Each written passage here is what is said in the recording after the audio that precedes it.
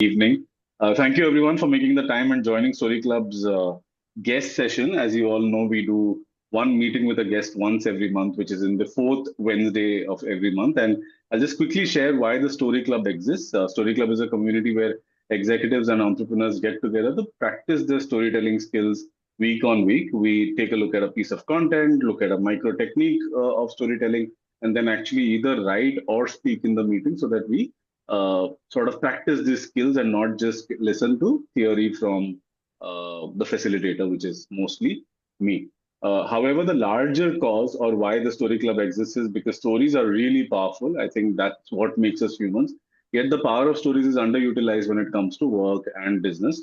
And the entire idea of the Story Club is that we want to help people reflect on, learn from, and narrate stories from their own lives to be able to build success for themselves and for others. So we have just started. In the future, we hope that we will have thousands of people in this community. But early days, and I think I would like to thank each and every one of you for joining. Of course, some of you are our members. So Sanchit is a member of the Story Club. Anuradha is a member of the Story Club as well. Raksha is my colleague, and Yashas is somebody who works with us as well. So, okay, one more person has joined. Deepa. Now, what I'm going to do is I'm going to do a quick introduction to our speaker today. Our speaker today is somebody who actually, while I knew him, I think why I felt he's the ideal candidate to have this discussion today is because we had a very interesting conference in Mysore called TiEcon Mysore, which is basically the annual flagship event of every TiE chapter in different cities. So TiE is an organization for entrepreneurs. It's called the Indus Entrepreneurs. And its job essentially is to foster entrepreneurship, especially within the tech ecosystem. But over a period of time now, it's become has a much larger mandate. So, as an entrepreneur, you can enter this community, get mentoring, you will be able to network. It can also help you raise funds for your startup, etc., etc. However, the StyCon event, which happened in a relatively smaller city of Mysore, of course, Mysore is not a Bangalore or a Bombay. I think the energy and the scale of the conference was unparalleled, something that I've not seen in the city earlier. And it had a very interesting theme of Reimagine Mysuru. And the gentleman who is speaking today, who's our guest today, was the conference chair. So, along with the rest of the team, and TIE is fair, I mean, it's a volunteer run organization. So, it's not like people are getting paid to do what they do. I found it really interesting how he was able to galvanize so many people to be able to deliver on this single mission of Reimagine Mysuru. So that I felt was an interesting starting point for us to have a discussion to understand from him how he was able to use his personal communication to be able to get people from diverse backgrounds to work together. In a way of introduction, he is the founder of eCircle.org, which is a social enterprise startup working in tier two and smaller cities to help startups or entrepreneurs figure out what is it that they are lacking and provide them that kind of assistance so that they can then take flight and achieve a lot of success. He's also on the board of another social enterprise called Micrographio. But before this, Ram had a very interesting career as well. Very great, I mean, track record filled with a lot of milestones. He was a global leader with TCS. He also held really important positions in a Citigroup as well. And if I may, with his permission, if he didn't leave his career, he probably would have been the CEO of a very large organization by now. And I'm just going to leave it at that. I wouldn't get into which organization. I'll let you figure that out or think about it.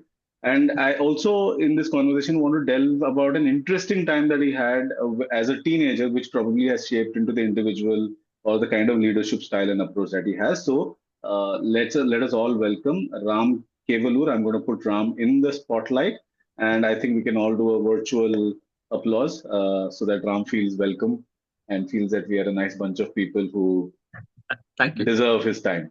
Okay.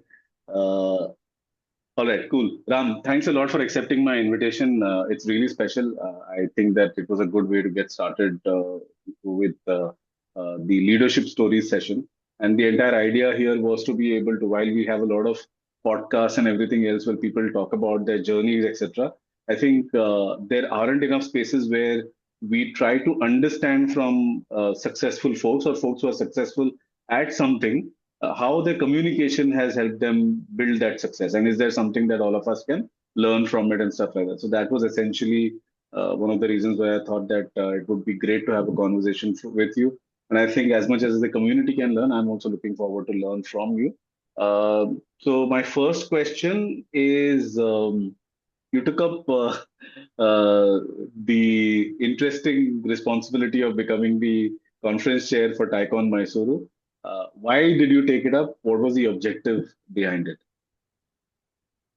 Hey, thanks, Sachin. Thanks for the flowery introduction, and thanks all of you for joining. And hopefully, the next 45 minutes will be interesting for all of us. Yeah, Sachin, the TiE conference was actually it's a flagship event of every TiE chapter, as you mentioned, right? And we didn't have one last year. So last year there was something called the TiE Global Summit, which is like, Right. it's like the Olympics of TiE, right? And it so happened that the Olympics happened in Bangalore and Mysore last year. So in light of such a large Olympic kind of a function being happening in Bangalore and Mysore, we decided we won't do a separate TiEcon for the chapter. So the last TiEcon happened in 2024 or 23 sometime. So it's been a while since we had one. This year, with Bhaskar being the new president, etc., he wanted to do a TiEcon.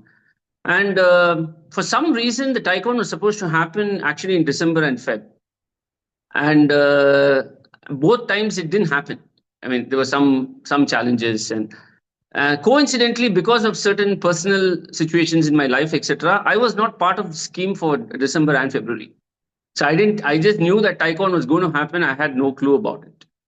But February, Bhaskar came to me. Bhaskar, gentlemen, ladies, is the president of the TiE chapter currently. So he came to me and said, "Hey Ram, we are at a situation now. I know that your personal things are sorted out a little bit. Can I request you for something?" I said, "Sure, go ahead." He said, TiEcon is not happening in February. And this was like Jan 12th. I remember the date well. And he said, TiEcon is not happening in February. We're not prepared for it. Can you take it up? Was his first question. And then I said, "Do you want me to do it in Feb? Is that your expectation?" He said, No. We can pick a better date, he said. And I didn't think much about it. To be very honest, I hardly shut my door to anything that comes my way, right? And that's my natural disposition, good or bad.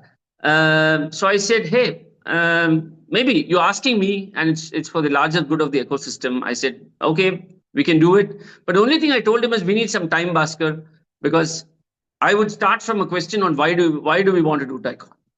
It's not like how do we go about doing it, right? Why do we want to do TiEcon is very important for us. So let's have all these conversations and figure out. So I said maybe March or April or something might be more meaningful because we have to really prepare for it. And the reason I said why is because as I told you, I like to do things. That's my nature. Number one. Number two, I know that TiEcon can play a very important role in shaping the future of TiE as a chapter.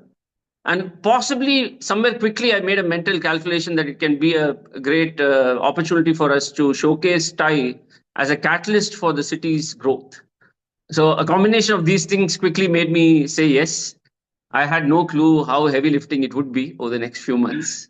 But such is life. It's okay. We just handle things as it comes. Yeah. Right, super. Ram, if you can just maybe in a few bullet points tell us what kind of success TiEcon Mysore was this time.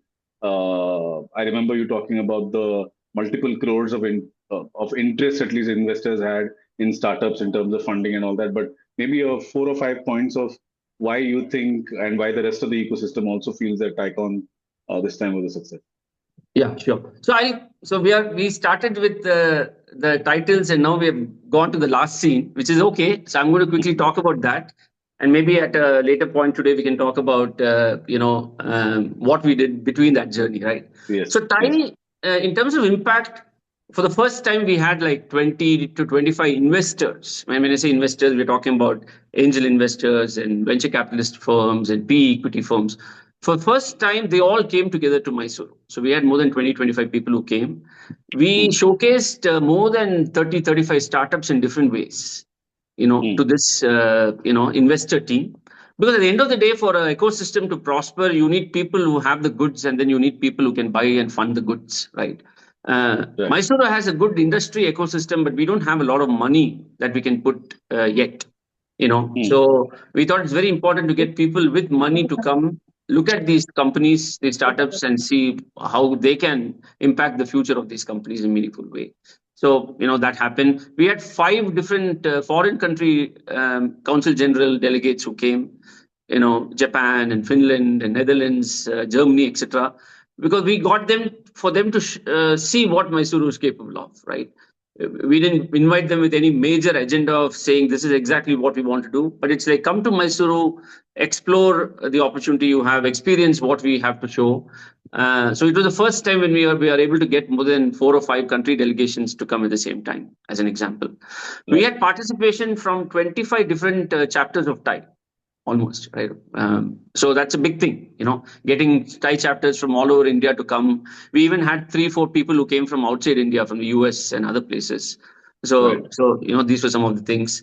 We had almost 750 to 800 people of footfall throughout, across the different sessions. We had more than 100 speakers who spoke in TiEcon.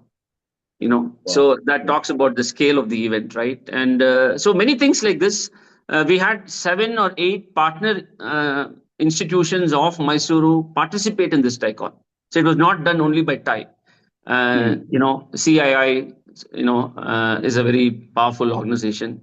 We had ICAI, which is the Chartered Accountancy Institute. We had ICSA, which is the Company Secretary Institute. We had YI, which is the Young Indian Enterprise. So we had so many. We had CFTRI, which is the Food and Technology Research Institute of Mysore. So many of them participated, collaborated in different ways. So we want to make sure that we showed the combined power of Mysore, with TiE just being a catalyst to all these things. 100%. And I think anybody who attended TiEcon or was a part of this entire event would agree that it did really, hit the bullseye in terms of whatever it is that the entire team had set out to achieve. But I think it's also an interesting segue to the next question I wanted to ask.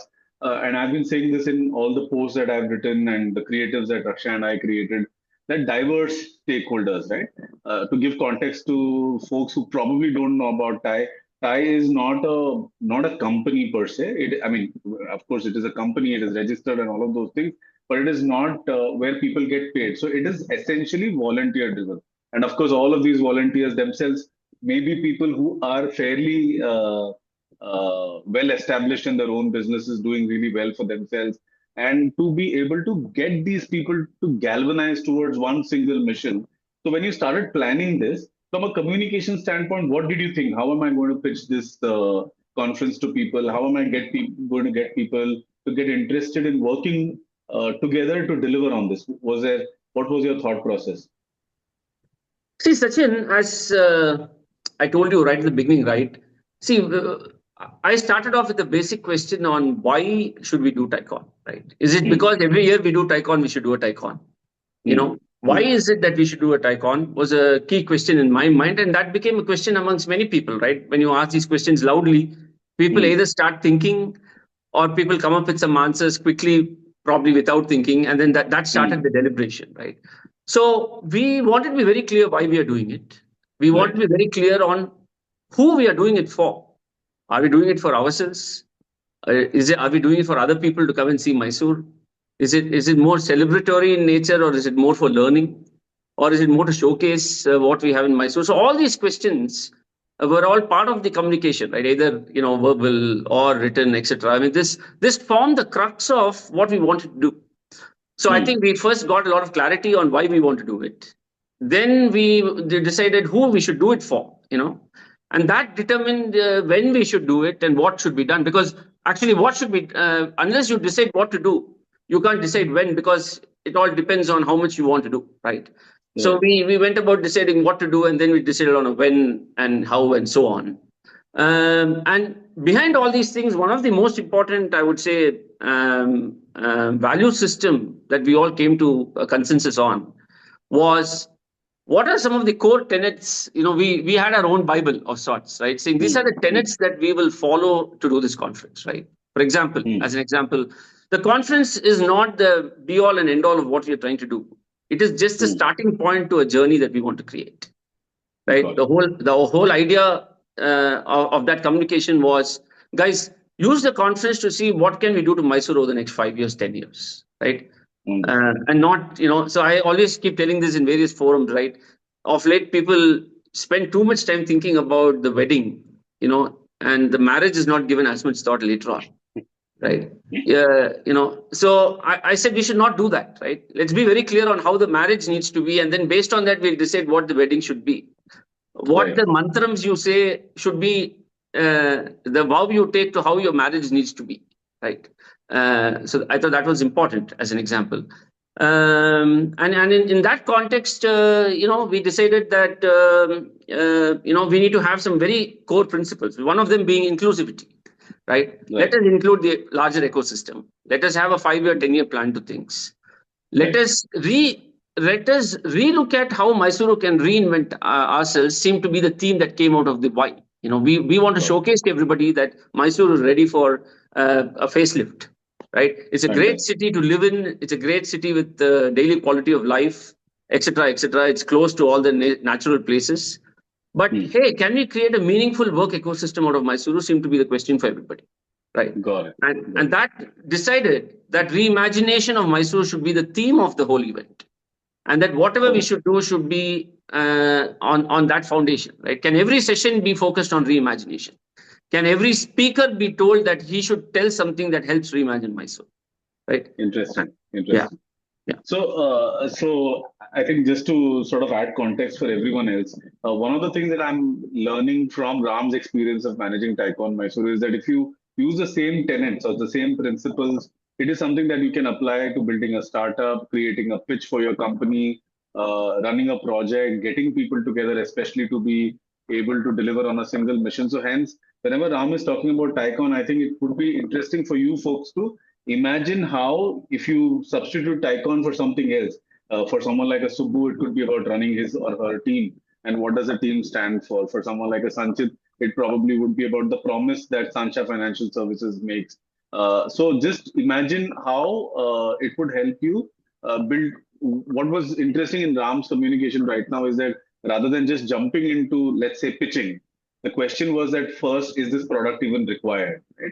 In some sense. And then that's what Ram did really well. Another point that I have noticed, and I wrote a LinkedIn post about it as well, Ram, you probably noticed that whenever you were speaking, or at least in the time that I saw you speaking about TiEcon Mysuru, there was this interesting thing about, hey, as a city, we have heritage, we have history. But what's next? What else are we going to do? And in some sense, I felt like that question of what next is something that builds tension in your mind, right? People may not be able to put a finger to it, but it does. It makes you feel like, oh, there's a riddle that all of us need to solve in some way, and which is what gets people interested into becoming a part of it and then solving it for themselves. That was one. And the other thing, like you mentioned, the consistency in themes across the sessions and everything else. So, and one more interesting thing that, yes, Ram, go on. Sachin, sorry, I'd like to add a few things, right? See, I'm a huge believer that you should not, unless you have a dire situation, it's very important for you to keep your value systems in place in your continuous journey, right? For example, I spoke about inclusivity, right? Inclusivity is, even within TiE, I wanted as many charter members and as many associate members to be part of the ownership process of this program, right? The idea was, see, it's very easy for 4 or 5 people to get together and do everything and then say that the event is successful, right? I kept insisting to my team, it's okay if the event is a failure, but everybody should own that this was my event, right? It was not top down sent to me and somebody asked me to do some work and hence I'm doing it, right? I don't believe in that, right? So to me, inclusivity, both from an inside perspective and also from an outside perspective, get as many associations from Mysuru participate as possible, right? Number one. Number two, another value system that we truly believed is, don't do all these sessions to get only applause. Applause is great. It's always nice to hear applause and say people session is great, etc. But we said we should have action take precedence over applause, right? Applause is momentary and all that, but every session needs to have an action, and that action should be very clear, documented, etc. And that then brought to a next value system saying, hey, we should do digital first. Every piece of dialogue which is had on the stage should be recorded. AI should analyze it before the session is over, you should have the top 5 things that came out as an action point from that session. Right. And send that action item to everybody in the ecosystem. Let everybody know that this was, even if they missed the session, it's okay, right? Can we create a compendium of action items that came out? Because very often people feel that when top minds come together, you need a very, very large audience. You actually don't need. Of course, it could all be nice to our own ego to see thousands of people sitting in front of us. But I think the key is whether people are there or not, the content remains the same, and what can come out of the content is important, right? So we decided that due to logistical and other reasons, hall might be half filled, quarter filled, completely filled. We don't know, but let us make sure that we don't ignore the essence that has come out of that particular session. To bring 4 or 5 different people of that caliber come and reimagine tourism, for example, for the city is a big thing. So how do you capture that, and how do you make sure that that is there for posterity? Was the reason why we said digital first. Let's use AI, let's encapsulate things, etc., right? As an example, I'm saying. And one of the other things I would mention as an important tenet we used was everybody is a partner. In fact, I said don't use the word sponsor, because the moment you say sponsor, it just talks about a short-term association you want to do with them, right? Can they be long-term partners? For the first time in the history of TiEcon, we brought a concept called title partner, right? Somebody who will be with us for the next 3 years. You'll be the title partner for the first year. You have the first right of refusal to be the title partner for the second year if you don't want to be, right? So again, the whole idea was we need partners, etc., to co-believe that they can actually co-build the future of the city. So these were things that were repeatedly communicated, over communicated, etc., because I wanted everybody to believe in this vision. Right. So now a little bit of the tactics, right? Like for instance, as somebody who was leading this entire initiative, how did you come up with this maybe one consistent pitch, which got so many people together, whether it's associations, volunteers, charter members, etc., etc. Did you deliberate upon that, or it just happened on its own? What was the approach? How did it? Interestingly, Sachin, see, unlike a corporate structure where you are an MD or whatever, and then you have a triangle below you, right? And then there's so many people, etc. And then people just listen to you. They're paid to listen to you. They just do it, right? This is not like that. So a Rotary or a Alliance or TiE are all organizations. They're all very voluntary. Nobody needs to do anything. People do it just out of passion.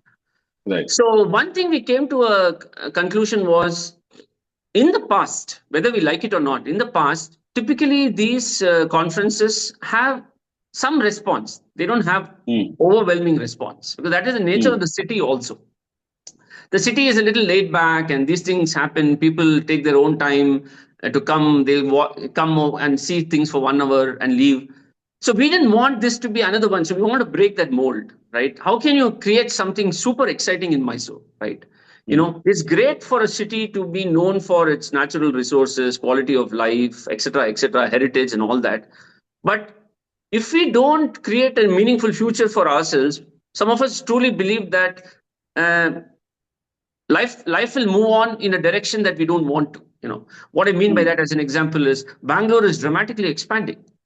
If we don't do anything, I'm very confident that in 10 years, Mysore will be an integral part of extended Bangalore. Right? Distances are crunching. Bullet trains will probably come in the next 5-10 years.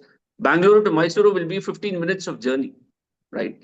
So we thought we should come up with some thing where we don't call it a conference anymore, but reimagine Mysore should be what everybody should talk about, right?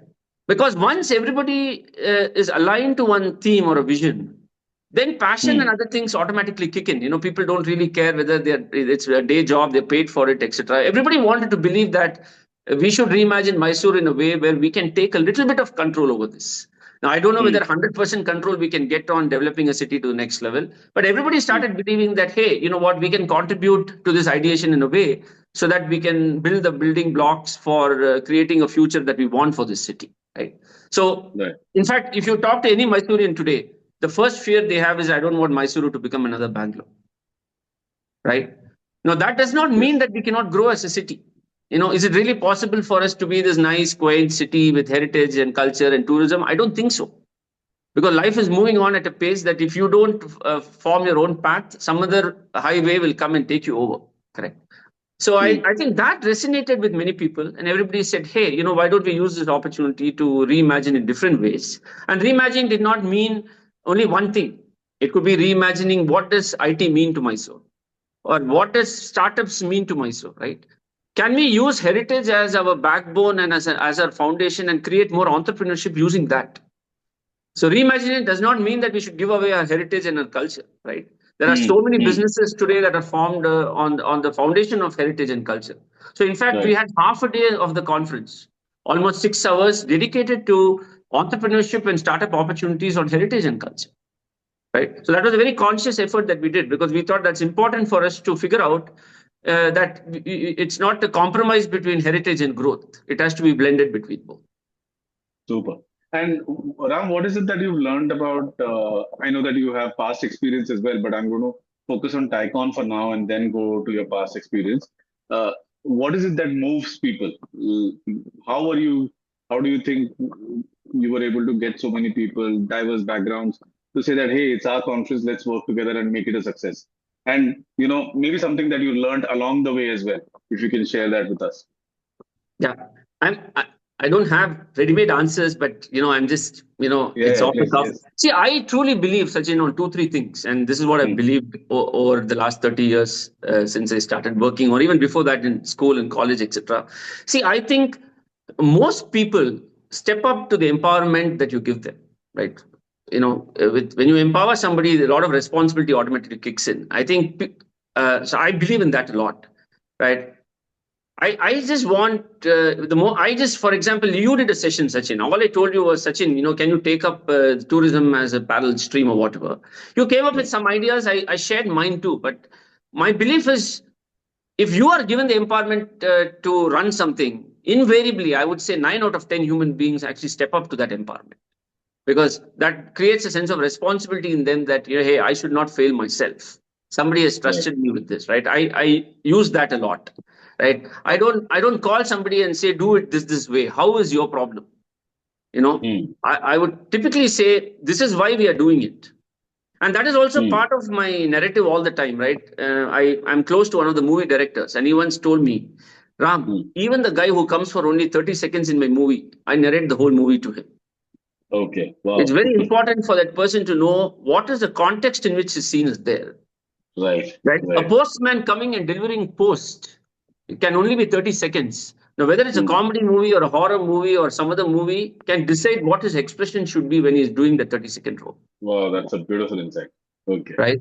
So I believe in that a lot. I spend a lot of time. Sometimes I get flack from my own people saying, Ram, you're just telling too many things. He doesn't need to know that. No, I always say he or she needs to know it.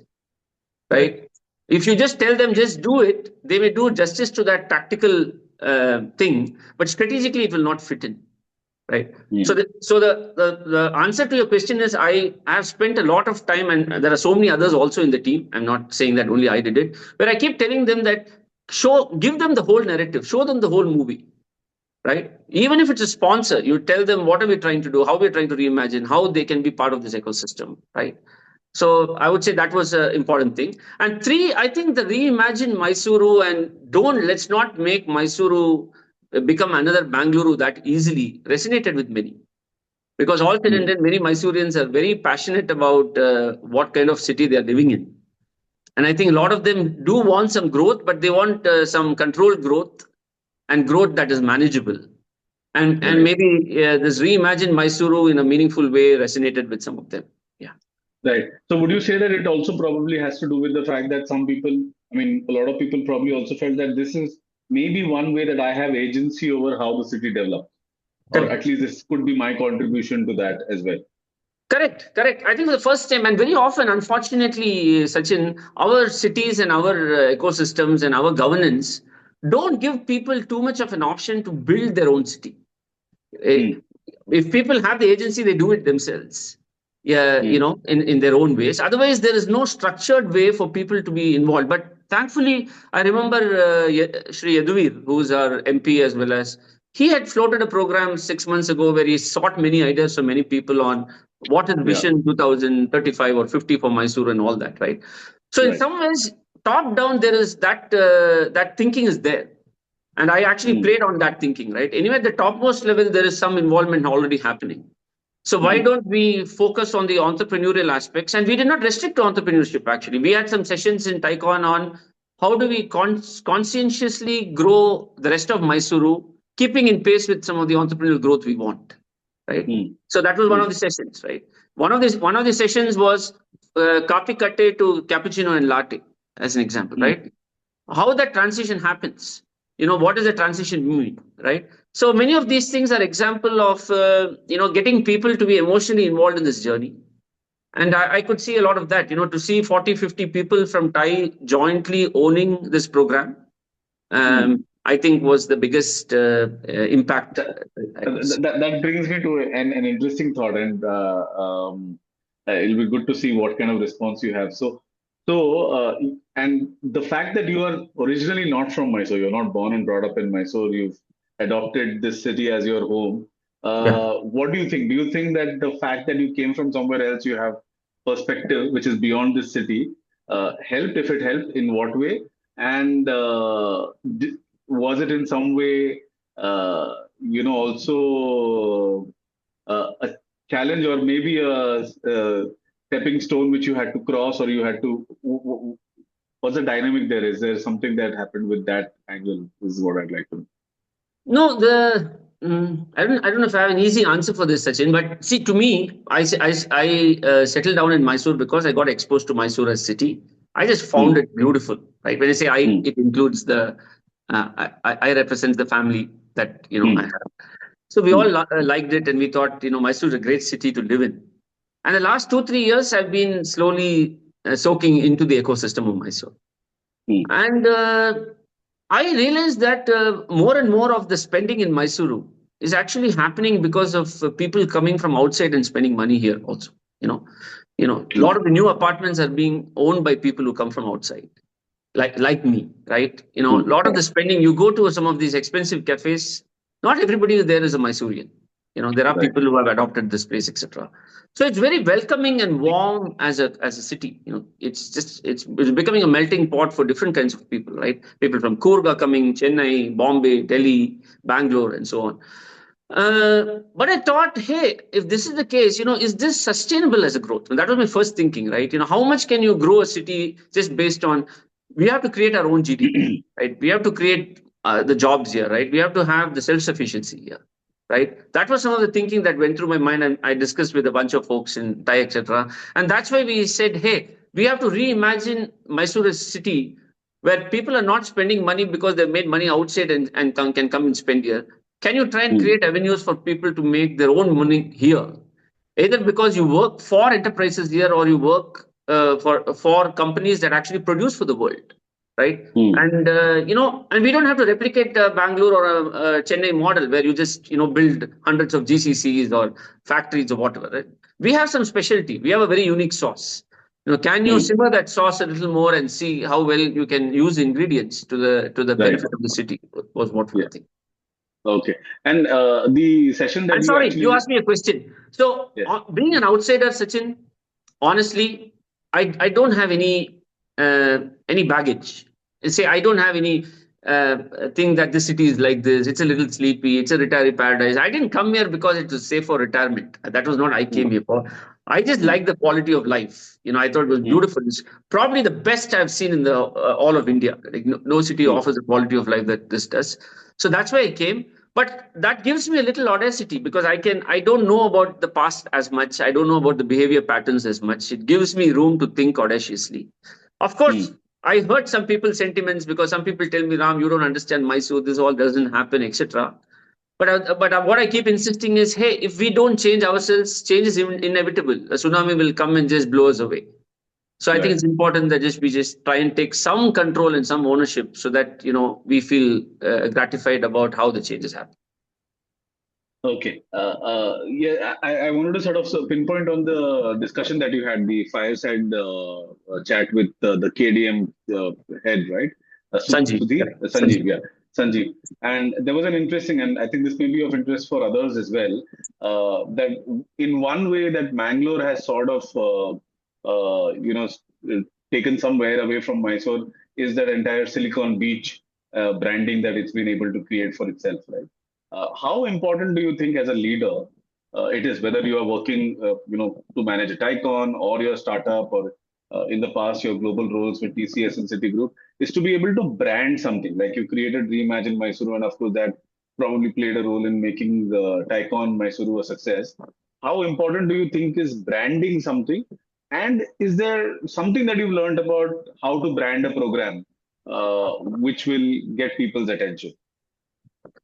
See, branding, I am an addict to branding. Okay. I'm like a compulsive brander, if I can say that. Mm, What I mean mm. is, even the home I'm living in, we have two entrances, and each of the entrances is named differently. Okay. Okay. One is marigold and the other is magnolia and all. There are Okay. reasons why they are. But Okay. So you have why? to tell me the reason before you move on to the other branding No, part. no, of course, a lot of credit goes to my wife also, because on some of these things we think similarly. The Right. whole idea was, one part of the house is very culture and heritage rich, which is Mm. marigold. And the other Okay. part of the house is much more American, much more Western, etc. So that Yeah. is just, magnolia, right? Yeah. So different, yeah, the energy and different aspects of the house itself reflects that. And Understood. the point I'm trying to make here is, as humans, uh, what sticks to us is branding, right? Mm. For everything we need a brand we can associate with. Just saying I went and attended TiEcon is not as interesting a proposition as saying I attended an event which is called Reimagine Mysore, right? Mm. Mm. For example, each of the programs that we run Mm. in TiE, I'm super, I would say, forceful on needing a brand, right? For Right. example, the program that we are doing for college graduates so that they can Right. become founders. They said you can call it college graduates program. No, we spent some time and called it Next Founders as an example, right? Right. Because Right. the brand itself should actually reveal the story that you're trying to convey out of that program, correct? It's very Right. important that when people hear those two, three words, they should exactly know what is it that is trying to convey as a larger picture, correct? For example, Correct. it is not yet formalized, we are trying to build an integrated startup ecosystem in Mysore, which involves sourcing the startups, screening them, providing finance to them, providing acceleration support to them, etc., etc. And immediately I've already, with the help of a few people, Vistara is what we want to call it, right? Okay. To me, Okay. because otherwise, everybody associates with Vistara as a name. Then they know Vistara is expands, large, growth, etc. Then they know what is in that soup, right? They don't have Mm. to think about it, right? Mm. Even for that matter, we named our mascot as Vyoma, if you remember, right? Yes. Yes. Because the reimagined Ganda Berunda, we called it Vyoma because Vyoma Mm. is limitless, and that is limitless is what we wanted Mysuru to think about. Let us not Right. be Right. constrained by some of our past. Just for the folks who are non-Mysoreans, Ganda Berunda is a royal emblem, but also has been used across a lot of empires or kings across history in Karnataka. It's a two-headed eagle, and so it's also a part of the state emblem now. But in TiEcon Mysuru, it was reimagined in a very modern, sleek way, and it was called Vyoma. So that's what Ram is talking about. Right. So to me, branding is a very important aspect of people to be able to have an immediate recall of that. The word itself actually gives a lot of meaning and energy to that particular concept. Right. And we all know the historical stories of how brands like Vanaspati, Dalda, and all that we know, right? The actual product gets replaced by the brand name, which is good because it's easy for recall for people too, correct? Right. Do you have any, can you jog down your memory and think about maybe internal programs that you ran whether in TCS or Citigroup, uh, where there was no need to create a brand out of something, but you did, and that helped you probably deliver better results for the organization or for the people associated?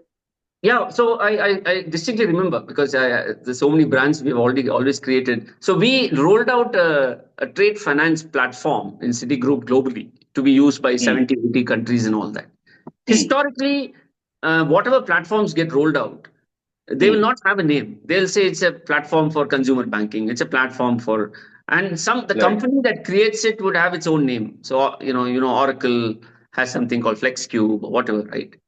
But we wanted to create a branding across cities so that we wanted to talk about the expanse of what we are trying to do. It's large, and then it's meant for a purpose and all that. We came up with this branding called Titan. You know, Okay. okay, as an Interesting. example, it's a different issue that Titanic has a negative connotation, not necessarily Titan, because some people confuse with that. But it Right. was tremendous success because everybody just started talking about Titan, and people stopped talking about what the purpose of that platform was. Because it's easy for people to remember it. So it's a classic example I remember. Uh, many such things, Sachin. It's Got it. actually 9 years since I left corporate, so give me that benefit of doubt. Yes, no problem at all, Ram. I think this Titan itself is an interesting example. I also wanted to pick your brains a little bit on your experience of having worked with people from diverse countries, right? I know that your time with Citigroup, you used to work with people in Latin America, of course, United States, India, and Europe as well. What is that one thing that you've learned about people management or inspiring people and getting people to work together as a cohesive unit and deliver on something? Not just one, maybe you can expand on that, maybe 3 to 5 points on how the rest of us can also learn from your experience of inspiring people. See, I strongly believe that a lot of people look for, um, if they like the narrative, they are sold on what they should be doing, right? So for me, narrative is very important of whatever we do as an organization, right? And everybody buys into that narrative. They are with you. If people don't like that narrative, they will move on, which is okay, right? Because they don't see that. Number two, I always believe that you have to really be very transparent with your communication on anything. I typically don't believe in hiding any information from any level of employee, right? There are different schools of thought. Some people believe that you only share what they need to know, right? Right. I don't believe in that. I believe that every person in that organization, irrespective of what role you play, etc., needs to constantly be made transparent to important milestones, important decisions, etc. Because transparency brings a lot of trust. Right. Once your employee or whoever you're working with believes that you're being transparent with everything, right? It automatically generates a lot of trust, and I truly believe that a lot of loyalty, etc., comes from the fact that they trust what you do and they want to be in this transparent ecosystem, right? That's the second thing I would talk about. And three, as I told you, I am a huge believer in employee first or resource first. I don't say customer first. I don't say regulations first. I think the secret sauce to anything successful is that every person in that entity believing that they have to deliver the highest impact on what they are working on.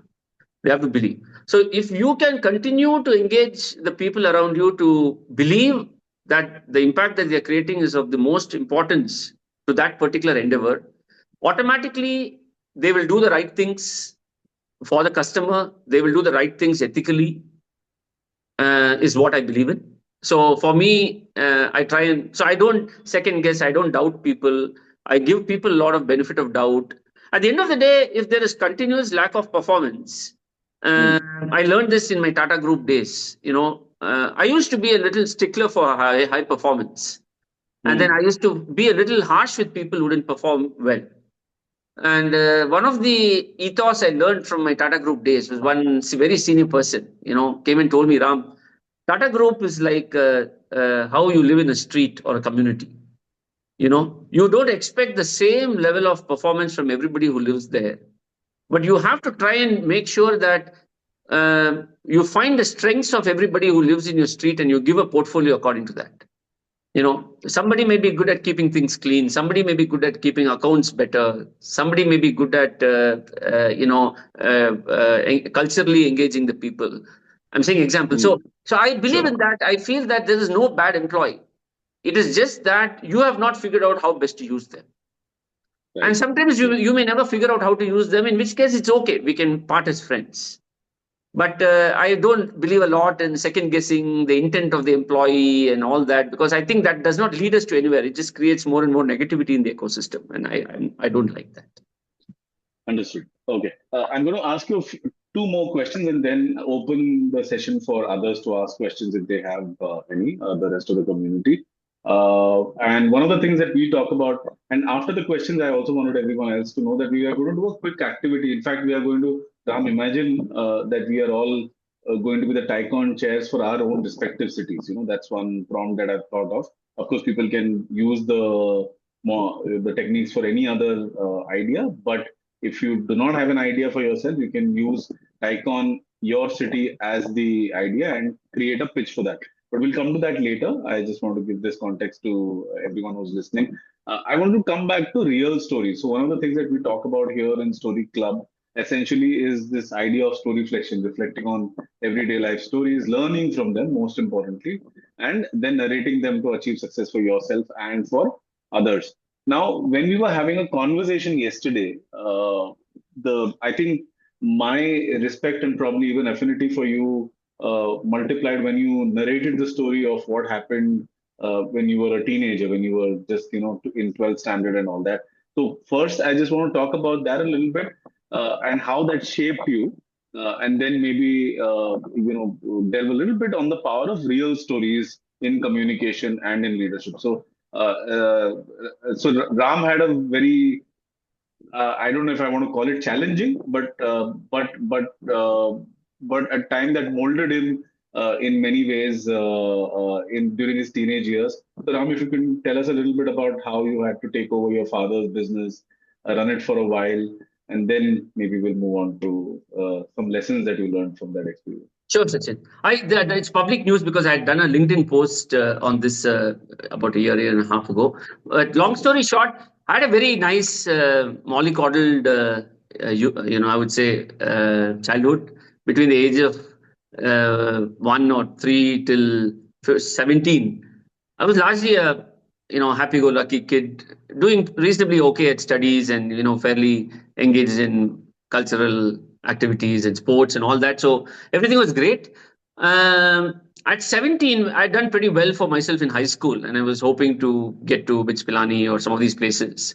When my father actually had a heart attack, unexpected. He was running a proprietary business, and he just had a massive heart attack where people were not really sure, doctors were not sure if he'll survive. But thankfully, he got intervention at the right time, etc., and he survived. But he had severe damage to his heart. So the doctors said that for 3 years, 2, 3 years at least, he will be mostly in bed rest because the heart needs some time to recover some muscle and all that. And because he was running a proprietary business, he really didn't have a partner and all that. And somebody had to run that business to, to take care of the basic Maslow needs, right? Roti, kapda, makan types. So I had an older brother who was already in his third year engineering. He had just finished, he was 3 years older to me. And the obvious decision in the family was that he should come and run the business and let go of his engineering because he was already 20 years old. But something, I don't really remember what happened, but maybe I was motivated by some hero movies I saw, whatever. So I made a proposal to my family saying, hey, I'm 17, but I've just finished my 12th, so I'm at a logical break. So maybe I can run the business and let my older brother finish his education or whatever. Was a dialogue that happened. And after a lot of deliberation, the family agreed because they didn't want a 17-year-old to jump into business, right? But the family agreed, and I still remember I told this emotionally to Sachin that for the first time I knew there was a concept called evening college. And my mom actually went with me because my father was bedridden, and she actually literally touched the feet of the principal, requesting him to give me a seat because they normally don't give evening college seats to students who have high marks because the students typically go away. They use it as a parking lot before they find engineering or medical degree. So I still remember that very not fondly, but it's something that's always there in my mind. And on the promise that I will not leave for 3 years, he gave me a seat. And what the story is, I had to take care of my dad's business in the morning. And I used to study college 4 to 7 in the evening.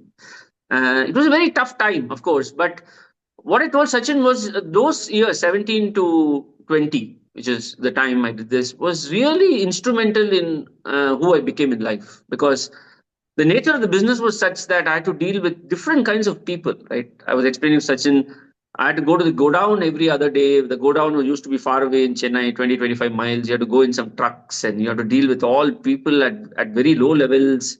People are constantly smoking BD and lungi and all that. You have to deal with them all the time. Then you come to your customer who are all big customers because we were dealing in petro products. So, suave gentleman with jacket and tie, who's actually the MD of the company. And, I have to go and make sure he paid me for some of the services we did. He would just make me sit outside his cabin. They had a little bit of soft corner for me because my father was very popular with them. So they used to know, okay, Mr. Swami's son, Mr. Swami's son. But as a 17-year-old, it was very tough because you are constantly juggled with so many different things. I remember one episode I never told you, Sachin, when you spoke. When I went to a doctor's office because we gave them some petro products, the doctor made me sit outside for some time. And the watchman didn't know who I was. I was 17. He called me and said, hey, Tambi, in Tamil, he said, can you get me two BDs? I want to smoke. And I didn't know how to handle that because he asked me to get BDs. I'm like, hey, I'm this MD's son, but he's asking me to get BDs. How do I? But I was afraid. I was so young and he was a slightly muscly guy. So I just went, bought the BDs and gave him. I actually remember crying all the way, And then I gave it to him. And then I went back home that day and told my dad that I don't want to work anymore. And as he asked me why, I said, this guy asked me to get me BD. Even though he was in his bed, he slapped me actually because he said you are not understanding the role you're playing, right? It's not about your physicality and all that. You are representing me. You're representing the organization, right? You should have the courage to tell that guy that if he wants, you can take care of maybe something for the doctor. Let him go and buy his BD or whatever. He said, you should have handled it better. So those are some great lessons I learned on how to deal with different types of people, and I developed this conviction very early in my life then that do not rate people based on their class and how much money they made and who they are, what they are doing, because I found that each of them brought so much value to my life in different ways. So I really developed this ability to deal with different types of people, irrespective of who they are in their professional career, etc. And I would say, interestingly, this came as a feedback when I was in Tata Group, because every time I used to get into the office, the watchman used to actually walk me to my cabin. Thankfully they gave me a big office, and I used to actually put my hands on his shoulders and walk. And I got a HR notification saying that, Ram, some of your practices are actually offensive to other people. Because what you're doing is not the culture here. You cannot do all these things here, etc. So I'm just giving you an example that some of these things, when you learn, you actually start realizing that at the end of the day, everybody is so human in their heart, and all these lenses we apply is all very actually sometimes culturally driven, sometimes driven out of our own ego and so on. I did take the feedback. But what I'm saying is, that formative 3 years is what made me who I am. If that had not happened, perhaps I would be like the majority, which is, look at things based on or you judge the book by the cover and not so much by the content, as I say. But those things have helped me, and I'm very grateful to the universe for having given me those opportunities, is what I'll say. Beautiful, Ram. Thanks a lot for sharing this and being so candid. I think this is truly inspirational. I had this conversation yesterday with Ram, so I know at least part of the story, if not all the details. And like I said, it sort of multiplied my respect and affinity for him. Ram, I want to ask one last question. While I know that you're really good at narrative building, branding, and bringing people together on the same page, have you ever thought about the power of real stories in communication? Like, have you ever noticed when you're narrating story from your own life, how that has inspired a team member to do better? Any thoughts on that? Or maybe even when you talk about one client to the other, has that helped you? Just want to pick your brains on that. No, definitely. The if I have done, let's say, 100 or 200 posts on LinkedIn over the last 10 years, the maximum feedback and reception I get is when I actually narrate something very personal and very right. It could be my own or my some experience I had with my customer or somebody I work with, etc. I think all this gyan that we give in LinkedIn, sometimes people just it's become too much. But when you actually take sliver of your personal experiences and then you share, I think the reception to that is great. And I can say that in many walks of life, right? Even talking to, I, as part of eCircle, I work with a lot of colleges, I work with a lot of startups. And what definitely moves them and gives them a little more conviction on working with us are some of the real stories I share with them, right? So for example, I did run a tourism gig for 4 years after I quit corporate, and some of the experiences I have from there makes my startup narrative much more relatable to many of the startups I work with, right? I would always say that if you have a chance and a choice, you should always take slivers of experiences you have personally had and drive the story around it. Anything else? I think the acceptance is there because as a culture, and I'm saying this a little with some skepticism. In India, the content is given worth, but the container is also given a lot of worth. You know what I mean? Who says what sometimes drives a lot of the feedback. But I've seen that in the West, it's not like that. The content is given a little more. It doesn't matter who says it. But in India, culturally, we always want to listen to people who are popular or celebrities and all that. So sometimes good content is accepted only when it comes from the right narrator. So we'll have to. Yeah, beautiful container, or at least a good container, well-known container. Correct. So we have to be conscious of that. Yeah, those are cultural things. But nothing beats a personal story. Fantastic. Thanks a lot, Ram, for sharing. I would like to open this discussion to others. If they have any questions, please feel free to go ahead and ask Ram a question. I'm sure he'll be happy to oblige before we go into the learning activity for the session. Subbu, thanks for joining. Subbu, like you, Ram is from Chennai. He was born and brought up in Chennai. Of course, I think you heard that reference as well. Yes, anyone? Sanchit, any questions? Anuradha? Lakshmi, do you also have Tamil roots? I don't have Tamil roots, but I stayed for a long time in Chennai too. Oh, okay. So I know Tamil pretty well, and I totally can connect to a lot of things that you just said. Okay.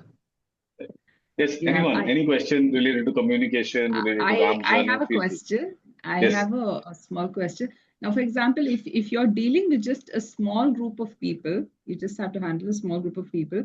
You were talking about giving people portfolios according to their talent, according to what they are. That's what I learned. Yeah, that's what I learned in Tata Group. Yeah. Yeah, but if you're just dealing with a very small group where people, are probably not as motivated as, like, let's say I'm the person in charge, but, they all know their responsibility, but they are there basically, okay, it is good pay, etc. But they're probably not able to stretch themselves out to the extent that you want them to do, because you have few people in your group and you want them to do, multitask.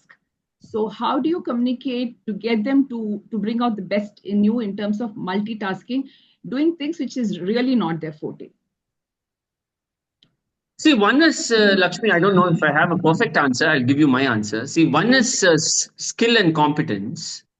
And the other is the passion and the belief in what they're doing, right? See, skill and competence cannot be substituted. For some jobs, you need the skill and the competence to do what you need to do, right? That you can learn. I'm saying if you don't know it now, you have to learn a little bit, you can learn. But when it comes to passion and see, it's easy for me to say it takes time, but I'm saying, Lakshmi, even if you have 3 members in a team, each of those 3 members should mentally believe that they have as much vision and passion as you have for what you're trying to do. Only then they will not worry about, am I working 8 hours, 10 hours, 12 hours, I have to do this, etc. Because it's that belief in that final vision is what makes people forget about all the physical and mental challenges, actually. Because if you don't believe in the vision, then everything becomes a big constraint. Oh, already I've worked 8 hours. She's asking me to do this also, that also. She's only paying me this much. All that conversation comes only when that person. So I think the art, and this, I don't know if I perfected it. I'm sure I had many failures, but the art is for every individual in your team to actually believe that they are an entrepreneur, actually. And they are not an employee. That they the company as much in mind and spirit. It'll be great if you can also make them own it in equity form. That's not easy for everybody to do, but that is what some companies do very well. The best way to give them something tangible is to say you own 1% of this company. Maybe over time you will own 5, you will own 10, depending on how you grow with the company and how you let the company grow. But I think that will be my response. It's not easy to do, I'm telling you, but if you can find more and more people who are willing to own the vision of the company that you're working on, the outcome, then multitasking, etc., then becomes only a skill. And it's not so much a mental block, right? That would be my response. Easy to say, may take some time. Thank you so much. Cool. Super. Anyone else? Anything that you'd like to ask, Ram? Yeah, Sachin, I can go. Yes. Hi, Ram. Who here? Fantastic. I think your energy is probably oozing. I think probably 7:30, 8 o'clock. This energy, I can imagine how you would be 9 o'clock in the morning, or are you always the same? Right. The question that I had for you is, if you were to pick up 3 things that you, from a leadership standpoint, that you would want to leave an impression on us, what would that be? Right. I hope I was on. Yeah. You were breaking a little bit, but I think you're asking me if there are 3 things that I would want to display as leadership imprint on others, that would be. Yeah. One is, I think the biggest quality of a leader is to have a vision and articulate it to the team. If leaders are able to do that, I think a lot of the organization then is able to resonate with that vision and take things forward. I think vision creation and articulation of that vision in a meaningful way is very important, I feel. Number 2, this is my thing. I feel a leader has to strongly believe that every employee, because they have bought into this, that every employee is there for the growth and welfare of the organization, and empower them accordingly. There might be some outliers, but I truly believe that if you trust the employee and give them the empowerment and tell them that this is what they should be doing for themselves, because they are part of the DNA of the company, and this is what is the impact that they are capable of creating and they should create. So I truly believe that people first is very important to me, and wherever I go, I make every individual believe that leaving the company is not an option, because they are actually part of the company. Right? You leave the company only if you believe you're not part of this, right? Vision and mission. And third is, I also feel that the transparency is the most. I think the leader has to show full transparency to everything. That if, for example, I've had town halls at a time when I have had very low morale, and I've actually addressed the team and told them that we have a very tough customer and won't deal with, and I'll just ask people for ideas on what they could do, right? Because sometimes we believe that all the struggles and all that need to be kept at our level, and we should not let the employees know about it, etc. But I don't believe in that. I believe that anyway, if you're fully transparent, can you make every employee part of the decision making of the company is something I believe in, right? So if you have tough times, you have tough customers, you have revenue pressures, you have cost pressures. There are times when I've gone and asked to my company and said, "Hey, we are 5,000 people, but we need 50 jobs to go away. What is it you think we should do? How can we get the 50 jobs go away?" Something I ask people, rather than just me coming up with some formula and saying, "Yahan se 5 hata denge, yahan se 10 hata denge." I would never do that. But all these things takes a lot of democratic effort. Actually, it has its own, side effects. People want decisions to be made quickly. They don't have the patience to deal with people. So my own peers would come and say, "Ram, why are you discussing so much? Just make the decision and move on." But that is my style. It's okay. It has, I have some time, I have patience, and I can take feedback. So these are 3 things I'd say, right? One is have the vision and, create action for the vision. 2 is have a people-centric, view of the organization. Nobody is more important than your people. And 3 is be as transparent as you can be with everything and anything, so that there is combined belief in the situation and how to get out of it. Thanks for that. Okay. Super. Thanks, Subbu, for the question. Ram, as a, just to introduce Subbu, of course, lives in Chennai. He's a director with Barclays. Oh, And nice. Okay. yeah. I used to work with Citi for many years, Subbu, 17 years. Yeah. Mumbai or in which place? Pardon? I worked for Citi groups in 4 different continents across 17 years. Yeah, a lot of it was in the US, but I also spent time in Singapore and UK and all that. And of course, a little bit in India. Yeah. Okay. Great. Super. Anyone else with any other question for Ram before we move into the activity part of the community of the session? I just want to add something, Sachin. Deepa here. Yes. Hi, Deepa. Yes. Yeah, I just want to add that, what all Ram has described in his professional life, he's actually like that even in his personal life. So he's not cosplaying there. So he's very inclusive. He's very transparent. I think that's his personality. So I'm not sure it's easily replicable by everyone. It's a very individual trait that he has, because not everybody can be democratic and inclusive. So I just wanted to add that. Got it. Makes sense. Yeah. So, but we can all try if we can all try. Yeah.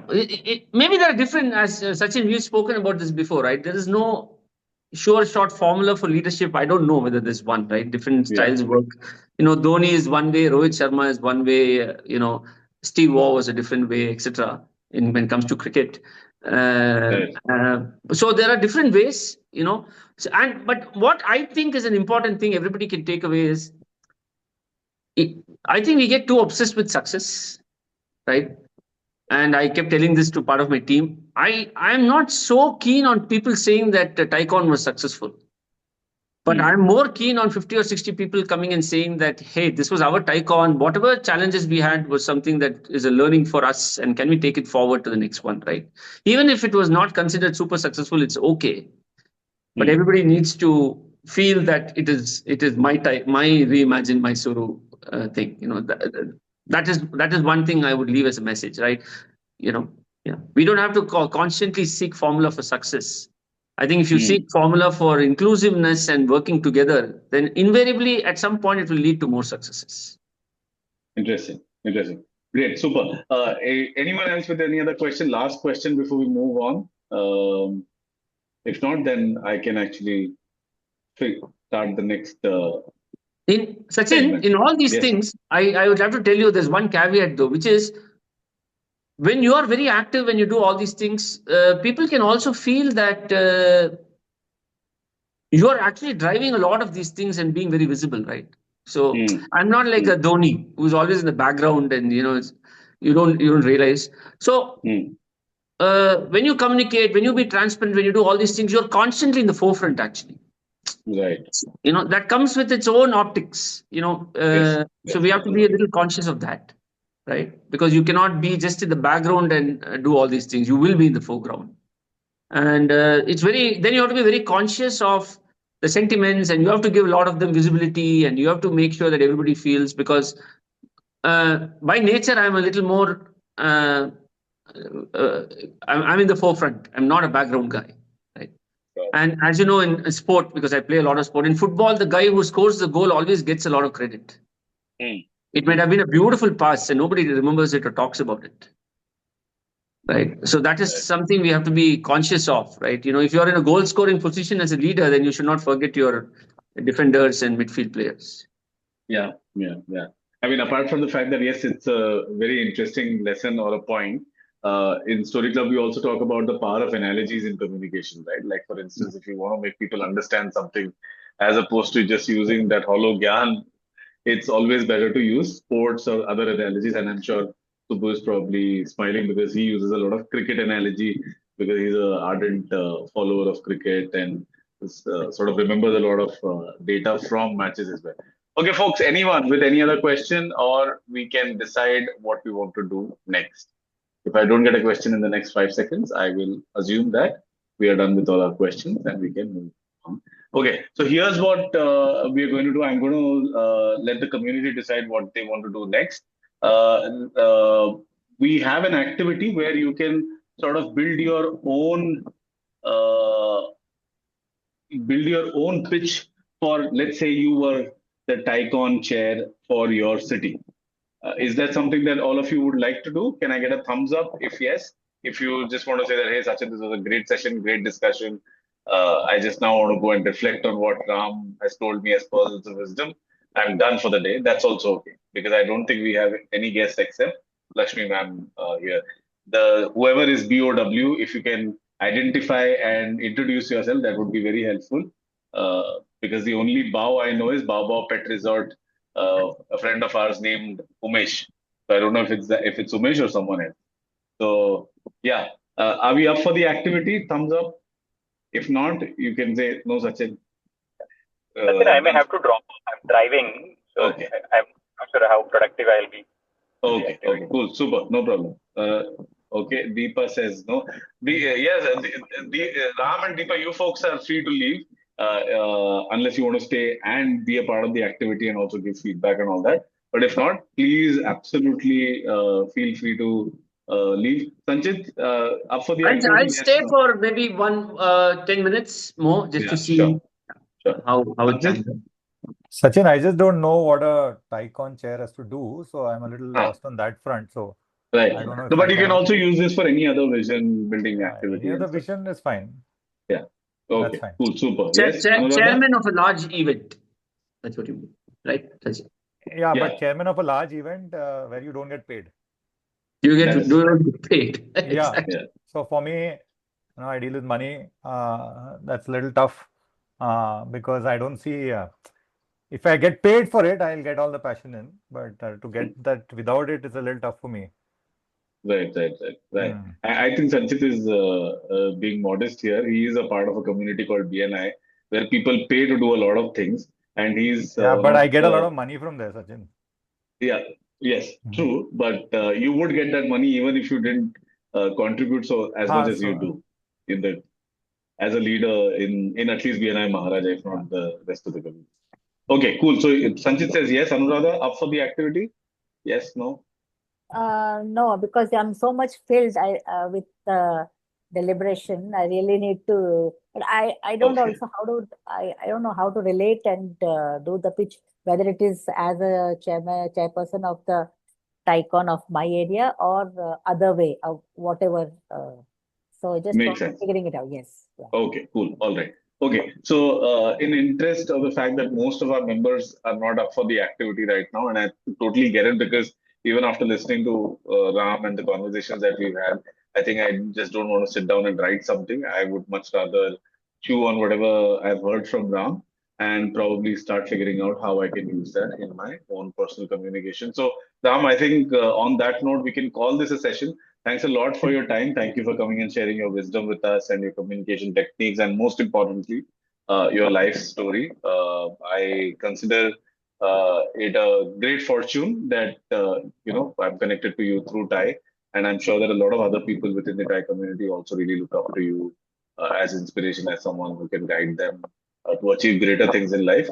So, for everyone else who's a part of this session right now, you can connect with Ram on LinkedIn, of course, with his name. He's probably the only person or the first person that you'll find on LinkedIn. And Ram, if you're okay, if anybody wants to reach out to you, has a question or something else. Raksha, yes, please go on. I think You're on. Am I audible now? Yes, you Yes, are. sir. Okay, Ram, I'm really glad with the kind of conversation we have had. I think, Sachin, you'll have no questions on content from my end because I'm filled with content in here with such great conversation, and I think I can get the juice out of here. So thanks for the content in here. The marketer side trying Super, to super, Raksha. Super, Raksha. Okay, cool. All right. Yes. So that's that, Ram. I think folks may reach out to you if they have a question or Sure, no two. problem at all. No problem. I'm accessible on LinkedIn. If somebody wants my number, feel free to share it with them, Sachin. Okay. All I right. can. All right. Good to know. Good to know. So if anybody But I wants am, Ram's for number, all the Mysoreans, my only selfish request is, see whether you can use Thai as a catalyst to be more relevant to the city, not just living here, but also building the city in your own ways. I believe in the power of every squirrel placing that pebble for that bridge that Rama wanted to create.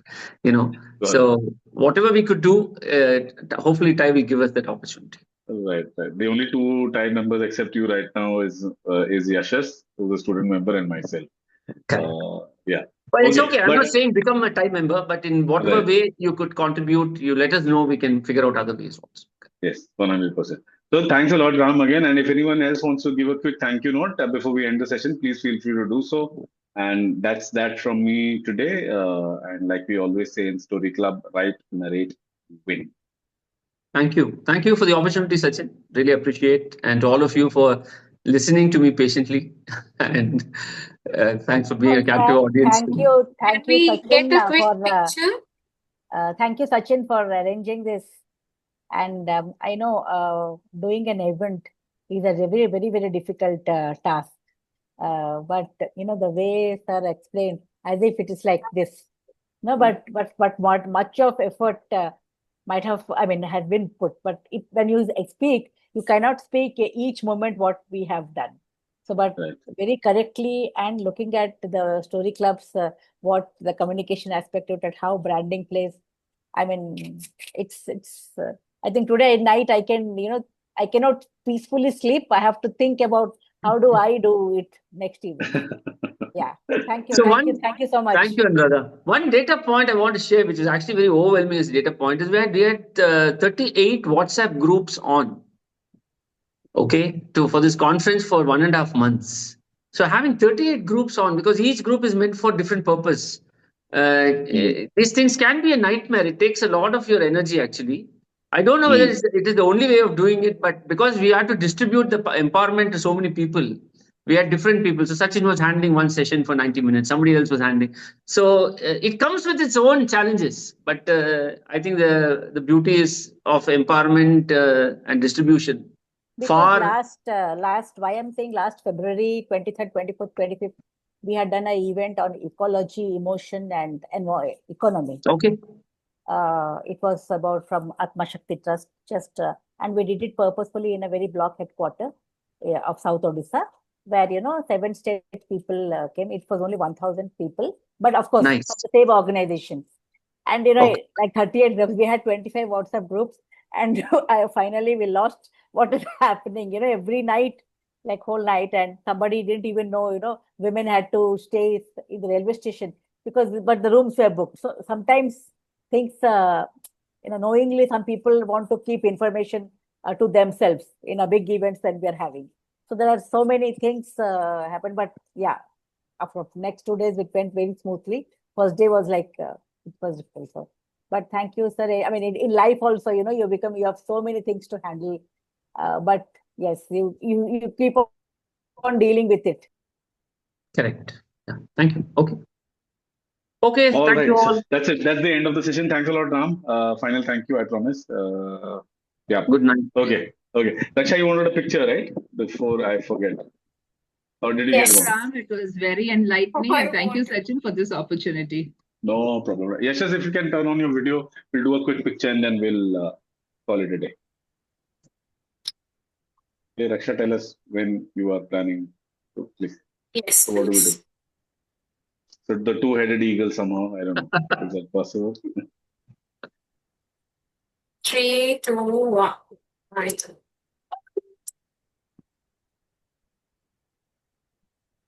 Done? System is counting. Are we good to say good night? Yeah. 1 second. Raksha, what's the problem? My system just hanged. Just give me a minute, please. 1 second. Okay. Can we do this again? I think Yash has got it, I thought. No? Yes, you got it.